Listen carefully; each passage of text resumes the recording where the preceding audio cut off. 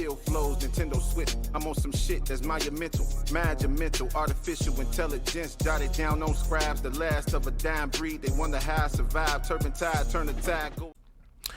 What's going on, everyone? This is your boy AshTheMan. You already know, bringing in the noise, and I am here with something new that I have checked out. Now, before I talk about it, I want to give my boy Kaiju, who I work with, a shout out.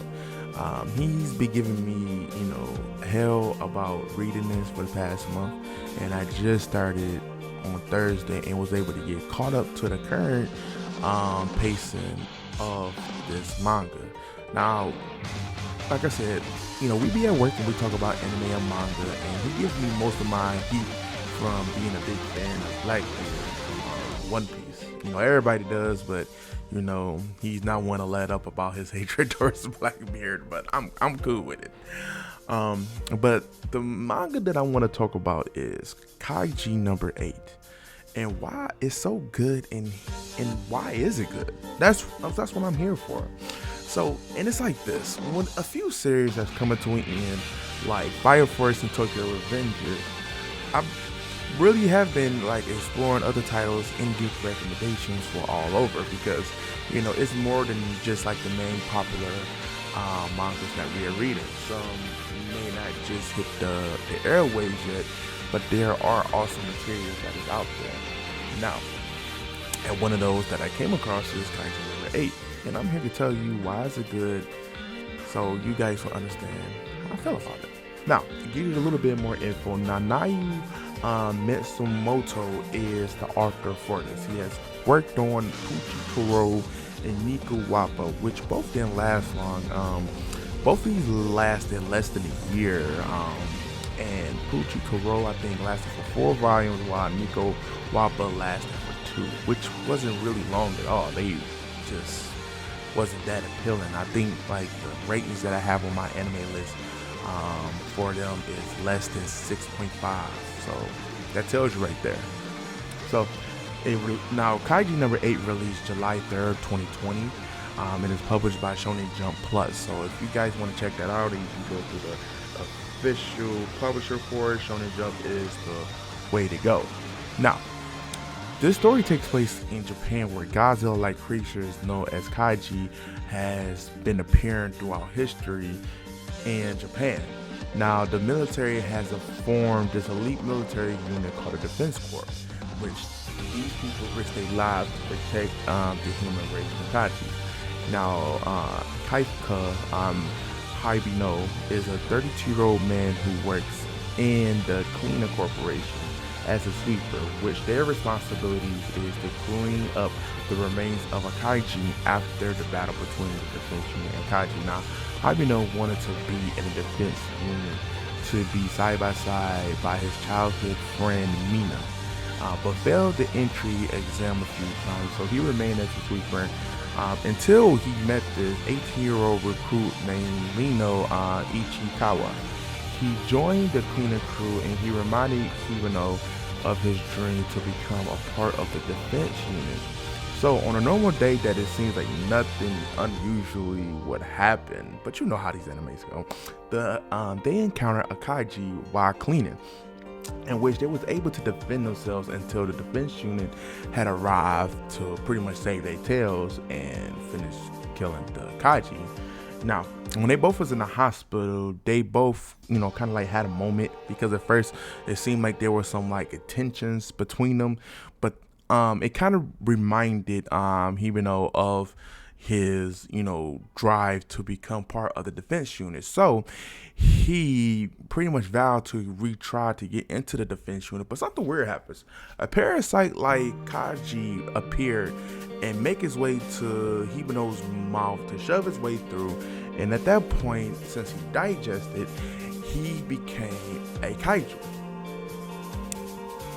That was kind of crazy. It was definitely a turn of events due to the parasite coming out nowhere, but this serves as a mystery into why the parasite appeared and why did they choose Hibino. So, it appeared, it shoved its way down it, and he became a Kaiju. So that's how the story kind of takes place. I don't want to go into various details about any of the other chapters, but one thing I do want to kind of explain is the powers and abilities, so you guys can kind of get an understanding of that.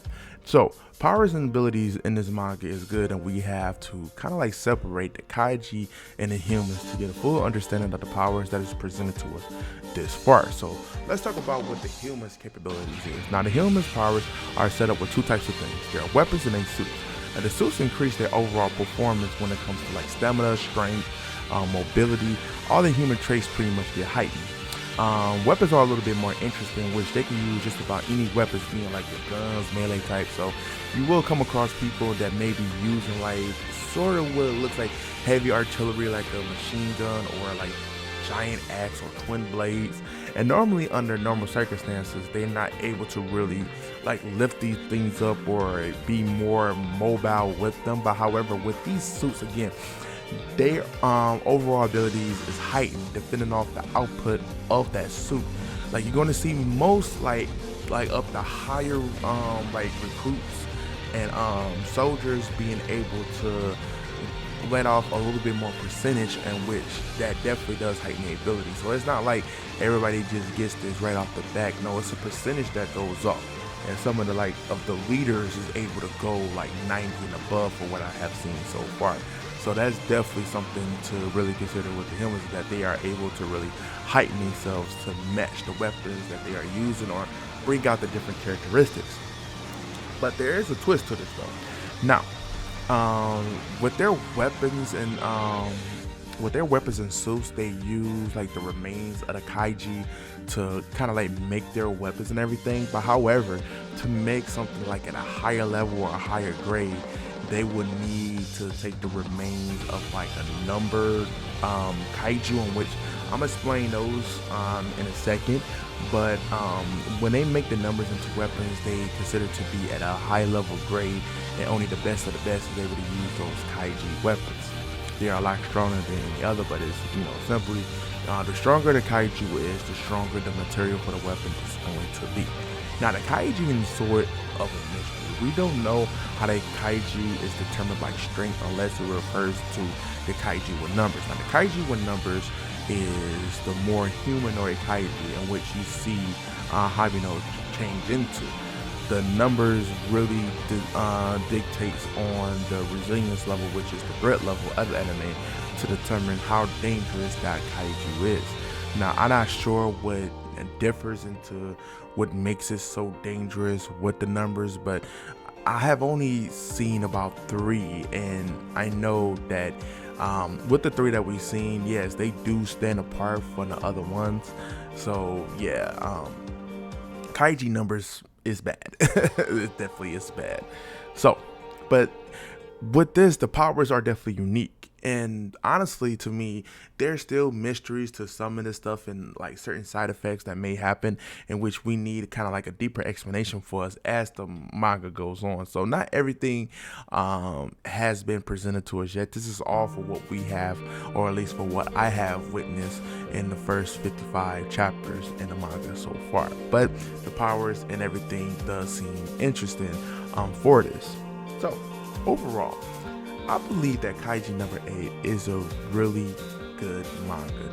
Diving into this universe is going to get you hooked on, because not only does it add a bit of a mystery to the world of where the kaijus come from, but it definitely adds a ton of action, horror elements. They do have a bit of comedy when it comes to there, so that's one thing that's good, is that little funny like gestures definitely does happen, so you will enjoy yourself. But with this anime, not anime, I'm sorry, with this manga, we can expect good things to come from it. And if you guys haven't already, I will recommend you guys to read it. It's really good. So yeah. But that wraps up my take on Kaiju No.8 and why is it so good. So yeah, thank you guys for definitely coming to the video. If you haven't already, hit that subscribe button, show your boys some love. Other than that, I catch you on the new video.